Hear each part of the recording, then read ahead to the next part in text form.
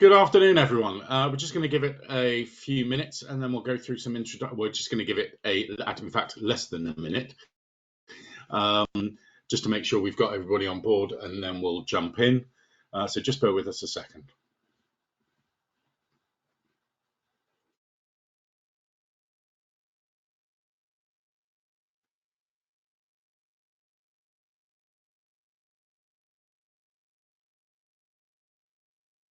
Right, if you've just joined, we're just giving it a couple more seconds and then we'll get underway.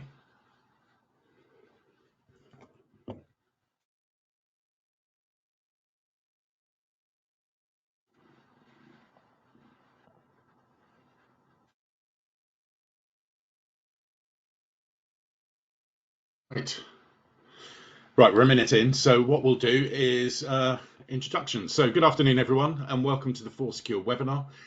Today, we're going to focus on how we work with a couple of customers to secure critical data and then deliver it into the cloud.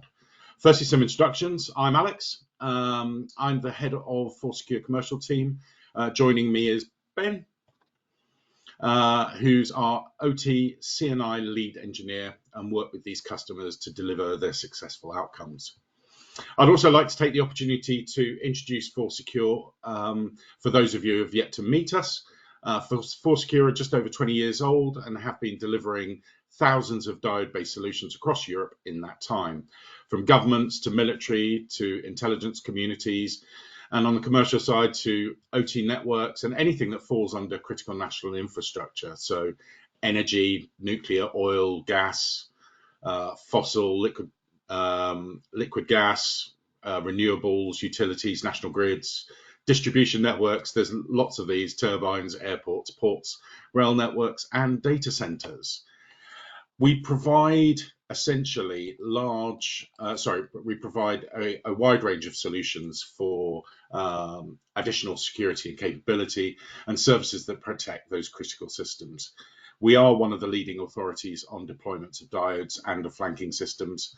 In other words, pushing data to either on-premise or cloud. And that's the introduction. And also, if you have any questions, you'll see on the top right-hand corner of your screen, please put them in the box. We'll try to answer as we go along, but more likely we'll answer at the end. This is our plan for the next 25 minutes. We'll go straight into our use cases this afternoon, and today we're going to discuss two. We'll then cover how different types of diodes work, then aligning with the Purdue model. We'll also talk through different protocols, types of platforms, and also cloud providers. We'll end with resources and guidance available, and finally the Q&A, as I mentioned. So we're going to start and go into our first customer. Let's start with, this is a European energy provider. It's a critical national infrastructure that uses both fossil, hydro, and renewables to generate electricity. Right, and what exactly were they looking to achieve when they came to us, Ben? Good afternoon all, and yes, they were looking to, in a nutshell, do a lot more with their data. So in a very kind of typical industrial control system setting within a critical national infrastructure organization, they had a control room at their site, and in their control room, they had a huge amount of real-time monitoring. And that is a whole load of screens, which gave them a really good picture of everything that was going on. However, what they really wanted to do is a lot more trend analysis of historical data and really be able to improve their preventative maintenance and monitoring in a more proactive way. And in order to do that, they needed that data outside of just the control room. So they came to us really looking for a solution that could get that data out of the control room without compromising their security. And how, and I guess when you look at their requirements, what would you say were the key priorities there? Key priorities were they, like many organizations, were wanting to do a lot more with cloud. So in the past few years, we've seen some really, really powerful cloud-based data streaming platforms come online, the likes of Kafka, the likes of Confluent, that can really do really, really advanced, good analysis on big amounts of data and historical trends. So they really wanted to get this data into one of those new modern cloud platforms where they could harness and get a lot more value from it. They had sort of a really good environment to slot into, in the way they had plenty of physical space in their racks. They had a desire to not touch any of their very sensitive OT networks. So in some deployments, we might go in and we might install components onto existing systems in order to slot in with existing architectures. This challenge here was very much, we don't want any of our existing stuff touched. We want a single solution, a one-box solution that can come in, be self-contained, and take this data out securely and get it in the format where we need it. Okay, so perhaps you can take us through then, because obviously we've got a diagram in front of us. Perhaps you could take us through how we architected or put together the solution based on OPC. This is OPC UA, right? And Absolutely. Modbus. So perhaps you could take us through that and kind of work your way from the OT side to the IT side, so we get a good understanding of kind of what's going on under the hood. Yeah, absolutely. So if we kind of start at the physical layer, the infrastructure in this use case was a steam turbine. So we've got a steam turbine, we've got all of the components around that generating tons and tons of data. So all sensors, thousands and thousands, upwards of 10,000 sensors, with all data points that are all updating every second, or in some cases more than every second. Now, that data starts off as serial proprietary protocols, but then as it gets to SCADA, which we'll dive into sort of further in this discussion, it then gets the kind of first IP format where it's on a network is really Modbus TCP/IP, and then into OPC. So the first thing we had to do was to be able to connect to those Modbus devices on this isolated OT network, can't be connected to the outside world, as well as connect to a secure OPC UA server, again air-gapped, in order to retrieve all of those data points, all of those Modbus values, all of those OPC nodes as they're now called, or tags as they're called in old money, and ingest those into our solution. What we then had, the component that ingesting those was in this case called Cogent Data Hub. It's a commonly used interoperability software. But what it allowed us to do is follow a UNS approach, so a unified namespace architecture, which is sort of a new approach that's being adopted by industry. Some organizations have been doing it a few years, but it was really about being able to transform all of those data points from OPC UA and Modbus into a standard data format known as UNS, Unified Namespace. What that meant we could do is then tunnel them outbound across a hardware enforced one-way link. So data diode, unidirectional gateway, a couple of different names, but a hardware enforced one-way link to another instance of our protocol interoperability software. What that was then able to do, or what that could do, is then push that data out as the format that the cloud platform was expecting. Actually, in this case, it was two different formats to two different cloud endpoints. They were trialing a couple of different solutions in the cloud, and they really wanted to push this data to multiple places at different cloud-friendly formats. So we can see on the diagram there, MQTT and Kafka, so that they could really explore what they could do in the cloud. Okay, and in terms of Kafka and MQTT, in this particular case, were they on site, or were they Kafka obviously in the cloud, but the MQTT, was that going on premise? In this scenario, both of those data flows were actually in the cloud. It is a very common use case where an organization will store a local copy, or they'll have if you like, an isolated IT environment or a SOC on the IT side that will have that data locally in addition to pushing it up to the cloud. But in this case, both of these endpoints were in the cloud. Okay, and in terms of the integration, clearly there's a couple of elements to this solution. What were the challenges? So the challenges were being able to deliver this all in one appliance. So not having to come along with racks and racks of equipment, with each piece of tin doing one separate function, or installing software onto their existing OPC server. That's very sensitive. It's operational. They don't want that being touched. Big kind of risk if that goes down. So it was that really being able to just slot in with what they already had, but being able to deliver this capability as a one box solution that had the third-party software, the Cogent Data Hub software integrated into it, the hardware enforced one-way boundary inside that could then be monitored, and the solution itself, the internal health monitoring of the solution was really important as well. So they wanted alerts if either side of this solution went down. Okay, and does that go into what a SOC or so you've got a feed into a SOC? Yeah, absolutely. So an internal, being able to have again a SOC, a security operations center on site on that IT side, not in the cloud, so that the users there have visibility of any issues with the health of the appliance itself, the export solution in this case, as we would probably call it, being able to know if there's any issues there. Okay, and ultimately the solution was a success. Did it meet with all of their initial requirements? It did, yes. And one of the challenges that I should have spoke about previously was the very high throughput. So this was tens and tens of thousands of data point updates per second. So when we're taking the data through a process of where it's all transformed into a standard UNS format, that can have quite a strong computational overhead, particularly if we're doing that and then we're sending it out to multiple places on the destination side.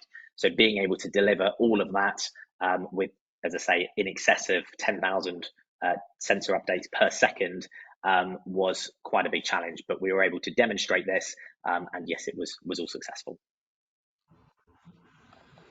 Okay, so now we're going to go on and let's talk about our second customer. This is a European energy technology company. They wanted to secure ICS for their kit. Ben, can you share what the position they were in and what their goal was? So yeah, absolutely. This was slightly different. So the first big difference about this case is that when we got engaged with the client here, this was already an operational solution. So it wasn't something new that they wanted to build. They were already sending data to the cloud, but their concerns, or what they were really after, was to improve the security of what they already had. So this was a deployed enclosure. So it was if you think completely isolated, not near any people, very rural area, and they currently had a 4G antenna connected to a monitoring system that was sending data out to the cloud. So our challenge was quite different on this one. Okay, and perhaps again you can kind of take me through, because this is obviously a different architecture. You're talking about Modbus data hitting an industrial PC. Obviously, you've got a diode in there, and you've got an edge computer moving to the cloud. So perhaps you can kind of take us through how that works in the solution. Yeah, absolutely. So one of the key things here, whereas the last solution we talked about, the organization wanted us to come along with a completely self-contained, quite complex, comprehensive, powerful, larger size, weight, and power solution. This was much the opposite, because this was already an operational solution, and it had very limited form factor. What they were really after here was a very low form factor solution that could slot in with their existing infrastructure without the need to put any additional components to run the software on into the isolated enclosure, but rather be able to use the compute that they already had in there. So as we look at that diagram there, that business industrial PC and the edge computer, they were already in the isolated enclosure. They had capacity on to be able to run, in this case, containers with ForSecure's TrustedFilter software on it. And then that meant, because we could do the protocol adaptation in order to make these two-way protocols work over a diode, it meant that the requirement for the diode itself, the one-way hardware enforced boundary, was much smaller. So we only needed a basic diode. And this basic diode, again, had to be smaller form factor, had to be lower cost, and because of the nature of the deployed enclosure, it needed to be DIN rail mountable. So the process flow here was, we had, in this case, it's mainly auxiliary related sensors, and they were taken in and processed by the application running on the left-hand PC there, the existing industrial PC. Data was Modbus at that point, but taken into a database on that PC. We then took those data points and we effectively man in the middle a encrypted connection to the cloud. So before we came along, as we look at that diagram there, on the left-hand side, that effectively, that existing industrial PC had the 4G antenna on it and connected to the cloud. When we came along, we installed our software onto there. We put in the low-cost diode, sort of low-capability diode, because we were doing all of the complex stuff in the software in order to make those values be sent over the diode, man in the middling that HTTPS encrypted connection. We then had the payloads are actually sent over the diode as just raw UDP packets, because we've done a protocol conversion and the man in the middle. Then on the edge computer side, again, we've got the containers taking in those UDP values from the diode, reconstructing them into HTTPS, and then sending them onwards to the cloud. And again, that allowed them to be sent to their cloud environment. And with that hardware enforced boundary in the middle, it meant it was against the laws of physics for data to move from right to left on that diagram. So it was already operational, but we came in, improved the security posture of the solution to mean that it is impossible for a attacker or a threat actor to gain access to the left-hand side secure closed network as we look at that diagram. Okay, so you mentioned the use of software both on the business application PC and the edge computer. Can you expand actually what that is and how that works?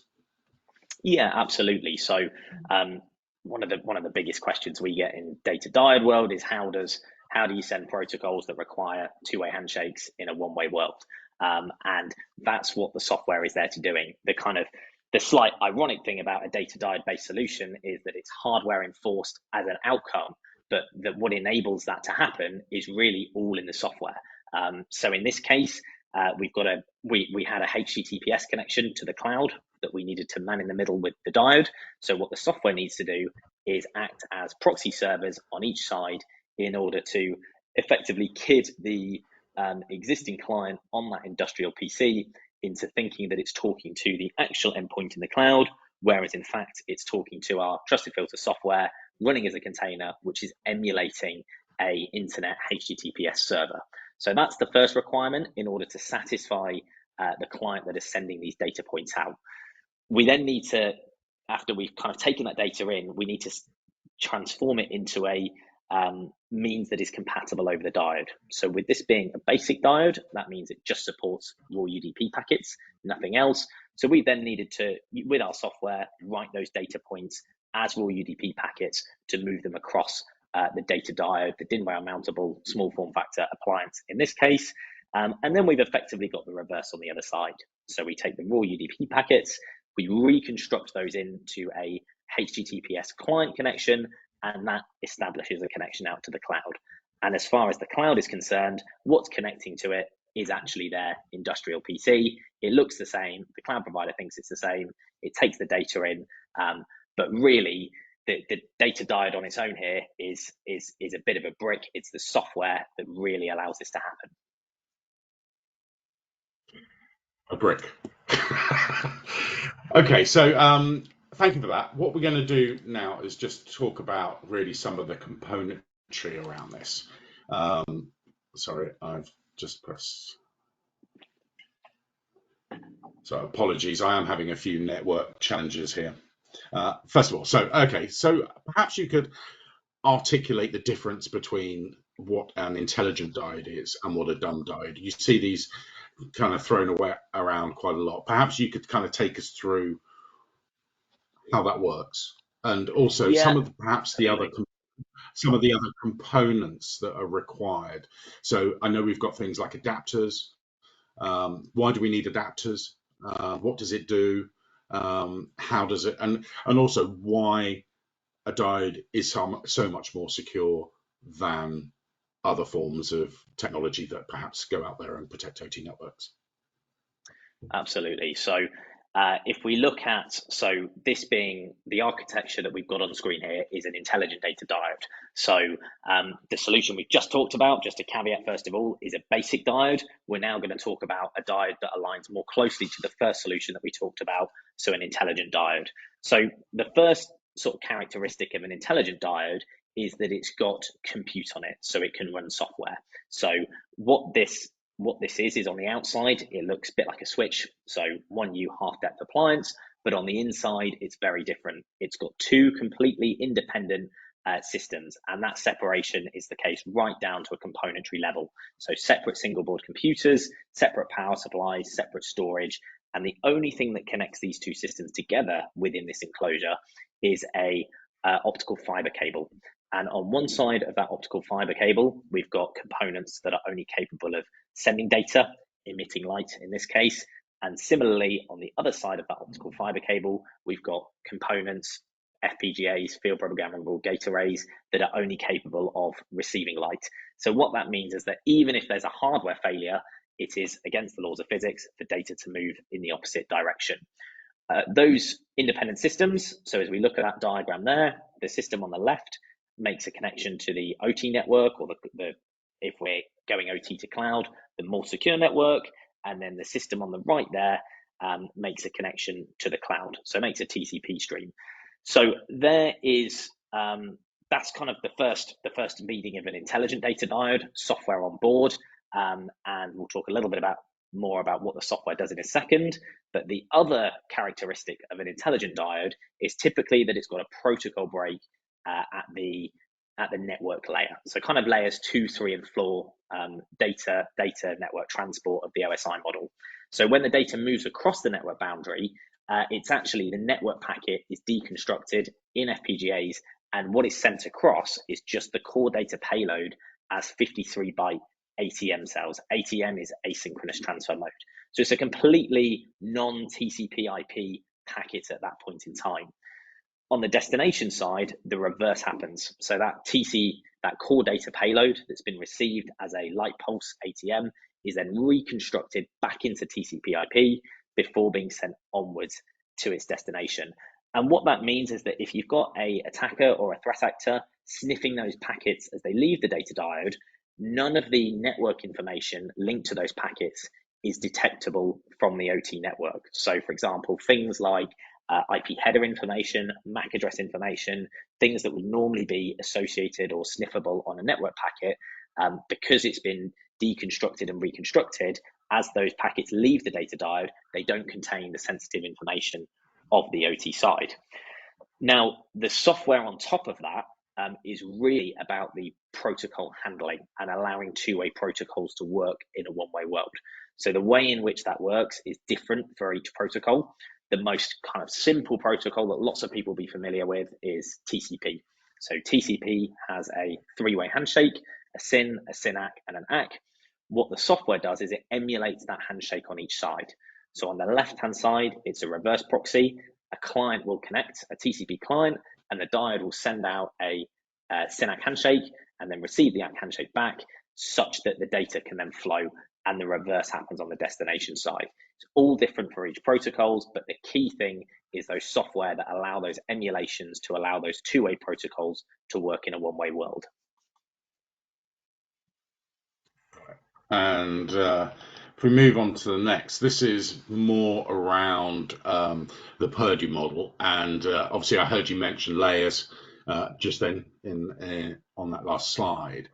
Where does our technology, or where do our solutions kind of fit within the Purdue model? Yeah, absolutely. Two main places. People sort of often talk about data diodes as being at the OT and IT boundary, which is the most common place. So as we look at that diagram there, between layers 3 and 4, data diodes can both complement and replace a DMZ. Some organizations will not want to outrightly replace their DMZ, which is understandable if they're newer to the technology. So they'll use their data diode to upgrade their network boundaries within their DMZ. But then the other case, and the other actually increasing case for data diodes, is further down the Purdue model, closer to the physical systems, where data first starts to aggregate at the SCADA level, at layer 2. We're seeing an increasing amount of organizations go, you know what, we've got two very sensitive systems within our layer 2.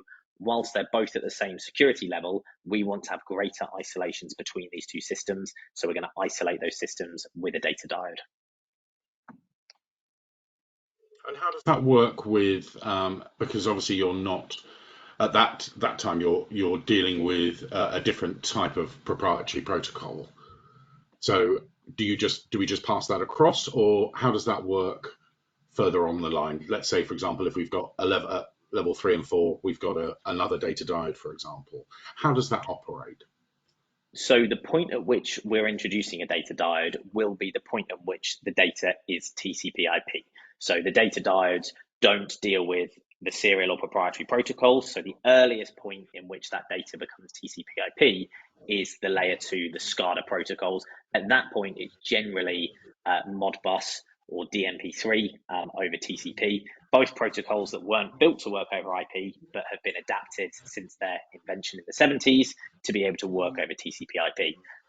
When we're talking about an OT cloud connection, typically at that boundary, we're seeing a lot more message queues, whether it be MQTT, AMQP. We're seeing REST API calls increasingly. We're seeing big database replication and OPC UA as well. So this is, perhaps you can expand on the key differences in protocols across OT and across IT. Obviously, they don't necessarily always work together. So perhaps you can just give me a couple of seconds on this slide. Yeah, absolutely. So the big point here is that OT protocols were never really meant to work over IP networks. So they were never built with security in mind. They were all built with availability in mind. They generally don't concern themselves with encryption. Their authentication, if it exists, can be weak. They were never designed to be sent over IT networks, yet alone to the cloud. Whereas cloud is much the opposite. Cloud protocols or modern IT protocols were really designed, certainly in the last 10, 15 years, with security at the absolute forefront, designed to be standardized. We've got so many open standard protocols now, vendor agnostic, all the rest of it. I'm going to quickly whiz through. I've noticed our time is not so good. So this is, I guess, a visual representation of how protocols and platforms change as the data moves from field, across to cloud. I think there's kind of some familiar stuff for quite a few people there. For those who are less familiar with OT and field protocols on the left, could you talk a bit more about some of those protocols and which ones are used for most types of environments, specifically energy and manufacturing, those kinds of organizations? Yeah, absolutely. So where certainly the likes of Modbus and Profinet, those protocols are really used where we have PLCs and HMIs. So PLCs is a programmable logic controller. HMIs is a human machine interface. That's at the point where we are controlling physical systems. So we're controlling anything from barriers in a dam to turbines on a wind farm. Those cyber physical systems, they are being controlled typically over Modbus, Profinet networks. So at that point, we are not on modern TCP/IP protocols. That then changes as we go through. We have a number of those middleware protocols, and then we move to the modern cloud-friendly protocols at the right-hand side, the likes of Kafka, the likes of MQTT, InfluxDB, etc. I am going to quickly move on to this. Can you just give us a view of why pulling data from OT rather than pushing is a risk? Very quickly, we're running out of time, unfortunately.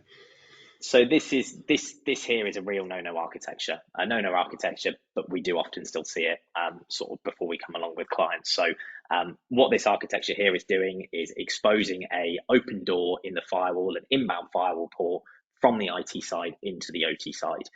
Now, this is a real no-no because it opens up a door for a threat actor or an attacker to get into the OT network. So really what the whole protocol interoperability and middleware diode-based solutions is about doing is pushing that data out, not pulling it out as you might be able to with a firewall, but with a big security compromise.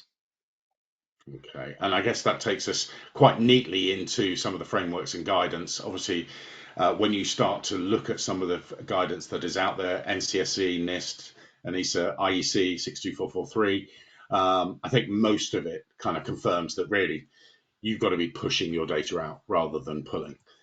So that tends to be the guidance. Right, we are now unfortunately at the end of our session.